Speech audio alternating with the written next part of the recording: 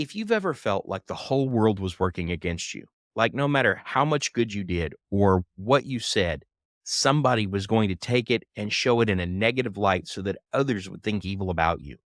That is exactly what Jesus is dealing with in Mark chapter 3. And he's dealing with it because there's a group of people who hate him so much that they won't even acknowledge that the things that he's doing means that he's speaking for God. Look, we deal with these same things in our daily life, just not to that extreme. So there's a lot that we can learn by just looking at how Jesus deals with the Pharisees. The confrontation between Jesus and the Pharisees in many ways forms the heart of Mark's gospel because it allows him to show his power and his glory in the face of all of the wickedness and the evil speaking that they were doing against him. But this incident at the beginning of Mark chapter 3, where they plant a man in a synagogue with a withered hand to see what Jesus is going to do, is a deliberate test. They want to know, based on the previous interaction with Jesus in Mark chapter 2 over the Sabbath day, was he going to support their power, or was he going to continue to teach things and use his influence to direct people away from their interpretation of God's law? Now, the question is, why do the Pharisees have this interpretation of God's law? Is it just a misunderstanding, or is there something else going on? And I'm going to show you that a little bit later. The Pharisees have this meeting set up where Jesus is going to encounter this person on the Sabbath day to see whether or not he's going to heal this withered hand. And so Jesus calls the man forward and he says to the Pharisees, "Is there anything in the law that prohibits me from doing good or doing harm on the Sabbath?" The Sabbath didn't address either one of those things. Is it lawful to save a life or to kill? Again, nothing in the Sabbath day rules about that. And the Pharisees remained silent. This is a test for Jesus. In their silence, they're exposing their motives. We're not really going to see what their motives are until a little bit later, but the silence is saying something about their motives.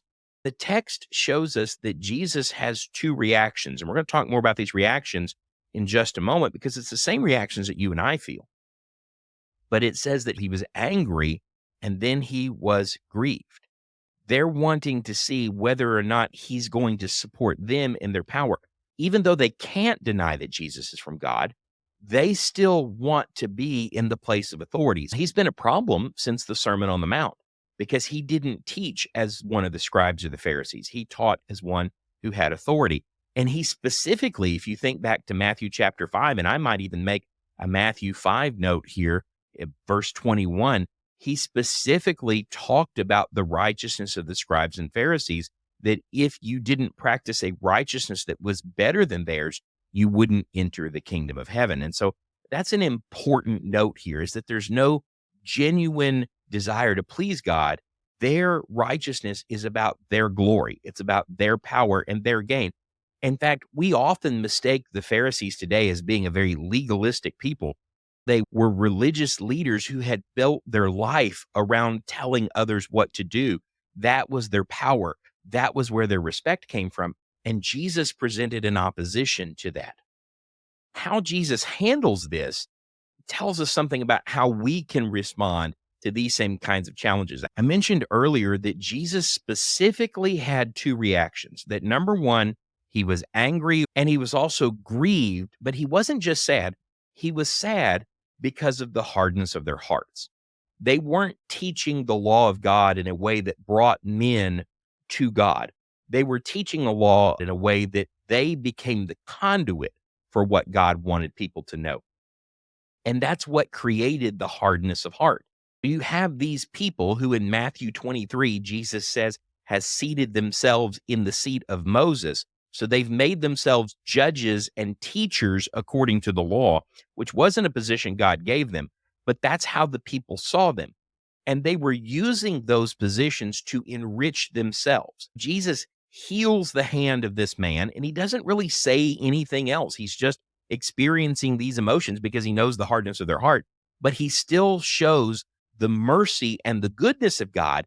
The Pharisees, in teaching the law without mercy and without goodness and without kindness, were leaving out the very aspects of God that represented him best. That Hebrew term, hesed, that was about God's faithfulness in so many things, his love, his mercy, his kindness. Think back to Matthew 23. They neglect justice and mercy and faithfulness. Well, that's exactly what you're seeing in Mark chapter 3. This is what it looks like to teach someone about God, but not reflect his mercy, his justice, and his faithfulness. The Pharisees leave and they are so angry, so incensed that Jesus didn't teach it their way that they are now plotting to destroy him. And they go and make friends with the Herodians. That just means people loyal to Herod.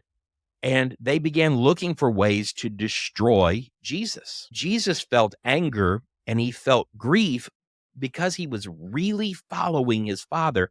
He was able to show that mercy and that justice and that faithfulness. But the Pharisees have the same emotion, but it hardens their heart. It makes them more rigid and it turns them away. And that's one of the answers for what we do when people want to challenge us in this way is we keep focusing on the good that we can do. We keep showing others the path to Jesus because that's what keeps our heart the way that Jesus's heart was. There are going to be people, and we're going to see this later in this chapter. There are going to be people that are going to take the very best things that we do and find the very worst things they can say about them. It's important that we don't lose heart. Even when we're frustrated, even when we're grieved, even when we're angry because of what people do, we still want to do the good. Jesus leaves here and he goes over to the region of Tyre and Sidon, and a funny thing happens that people are coming out of Jerusalem and Judea and all the cities around Galilee, and Jesus can't get any rest.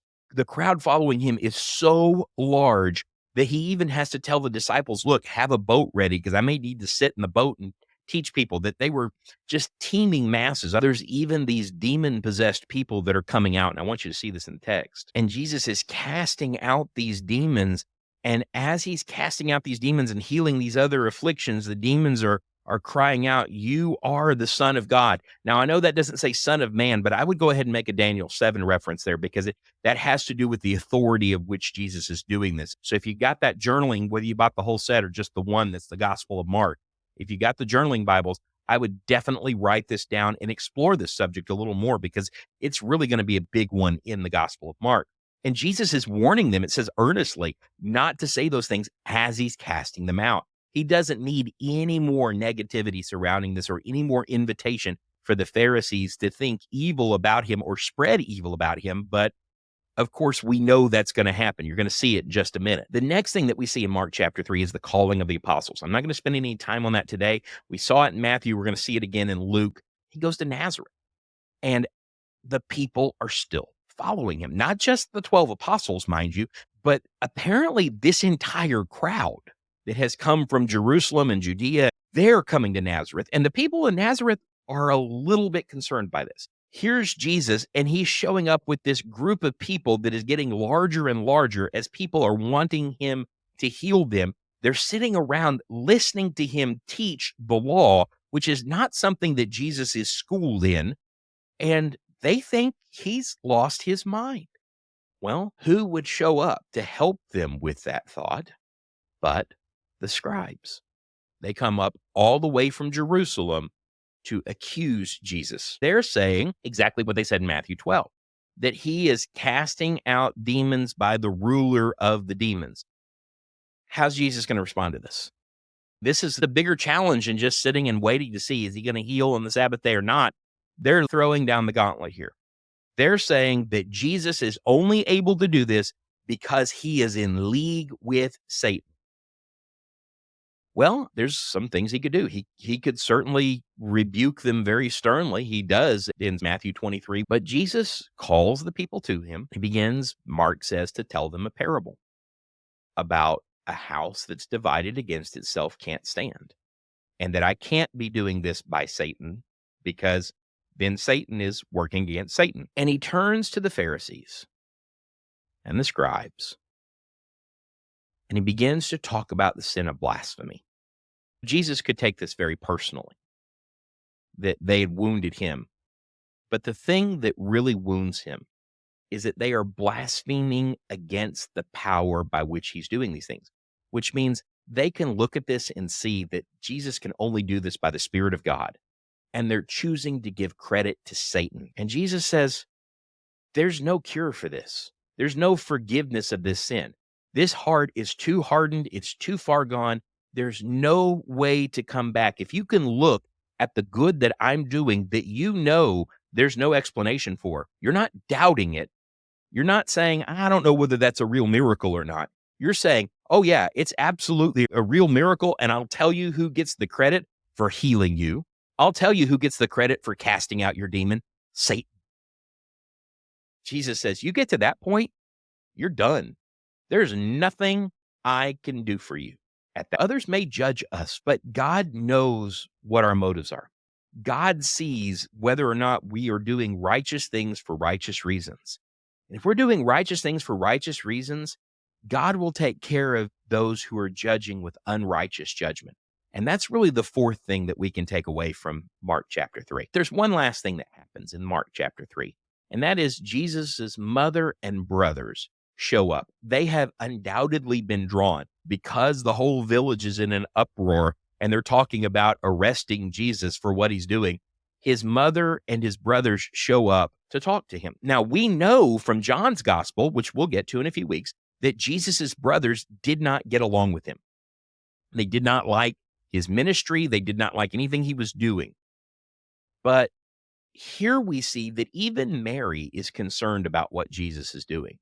Now, we're not told why they show up, but we can draw some conclusions based on Jesus's responses that they were not there because they wanted to hear more or they wanted to see the miracles. It says in verse 31 that when his mother and brothers came, they sent word to him privately. They called him, and a crowd is sitting around him, and someone tells him, look, Jesus, your mother and your brothers are waiting for you outside.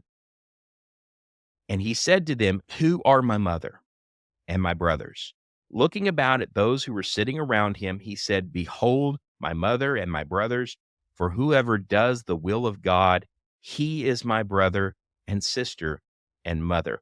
This would be a great time for you to hit that subscribe button and the notification bell so you don't miss insights like this. Because what Jesus just did is he clarified that even the people closest to us can be a big source of discouragement, and that he wasn't going to be disheartened. He wasn't going to be persuaded to stop doing good things because people showed up who were worried about him. He was looking at those who were wanting to know what it meant to do the will of God. And he said, this is the important work that I have to do. I'm not going to stop. Not because the Pharisees who have power want me to stop, not because they're going to try to destroy me, not because they're going to make up lies against me, and not because those who care about me are worried and they want me to stop doing what I'm doing. It's more important that I do the work of God. And that's really the conclusion we have to come to. And that will help us get in control of our wrath, our anger, our grief, when it seems like the world is attacking us for trying to do the good that we know we've been called to do. Look, there's a lot more that we're going to talk about in the Gospel of Mark, and this theme is going to carry us into the fourth chapter as well, as we look at some of the things that Jesus does to validate that he's really from God. But until we talk about that tomorrow, have a good day and God bless.